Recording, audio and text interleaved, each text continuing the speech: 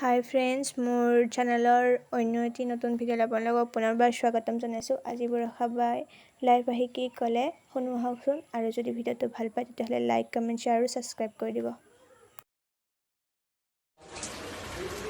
একদম এটা quick live আহিছোঁ ফেচবুক পেজত। মই এতিয়া আপোনালোকক ধন্যবাদ জ্ঞাপন কৰিবলৈ 1 মিলিয়ন অৰ্থাৎ 10 লাখ ফলোৱাৰ্ছ হ'ল মোৰ ফেচবুক পেজত।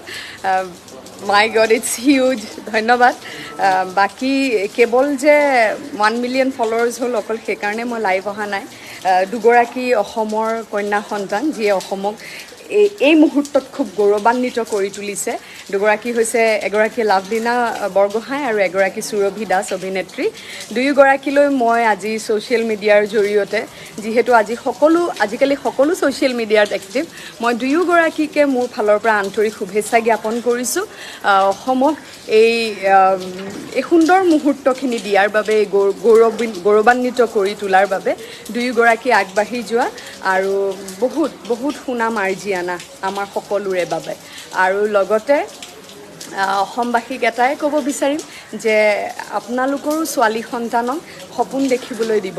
সপোনৰ দুপাখি কাটি নেপেলাব ছোৱালী বুলি ভাবি, কাৰণ আজিকালি সকলো সম্ভৱ, এভৰিথিং ইজ পচিবল এগৰাকী কন্যা সন্তানৰ বাবে। সকলো ভালে থাকক। মই দীঘলীয়া নকৰোঁ। আমাৰ স্বাভিমানৰ শেষ দৃশ্যৰ শ্বুটিং চলি আছে। টেলিকাষ্ট চলি থাকিব এমাহ ডেৰ মাহ আৰু, কিন্তু আমাৰ শ্বুটিং সমাপ্ত হ'ব। গতিকে আপোনালোকৰ মৰম আশীৰ্বাদৰ বাবে মই চিৰকৃতজ্ঞ হৈ ৰ'ম। আজি প্ৰায় 25 বছৰতকৈ অধিকেই হ'ল মোৰ এই লাইনত। মই স্কুলৰ পৰাই আৰম্ভ কৰিছিলোঁ অভিনয় মোৰ দেউতাৰ প্ৰযোজনাত। তেতিয়াৰ পৰা এতিয়ালৈকে, একদম চিৰিয়েলৰ পিছত যৌৱনামনি কৰে প্ৰথম ছবি মোৰ, তেতিয়াৰ পৰা এতিয়ালৈকে যিখিনি মৰম আৰু সঁহাৰি দৰ্শকৰ পৰা পাইছোঁ, তাৰ বাবেই হয়তো আজিও মই অভিনয় কৰি আছোঁ। আশীৰ্বাদ কৰিব, মৰম কৰিব, এনেকৈ মোৰ লগত সদায় থাকিব। ময়ো চেষ্টা কৰিম সদায় ভাল কাম আপোনালোকক দি যাবলৈ। ভালে থাকক।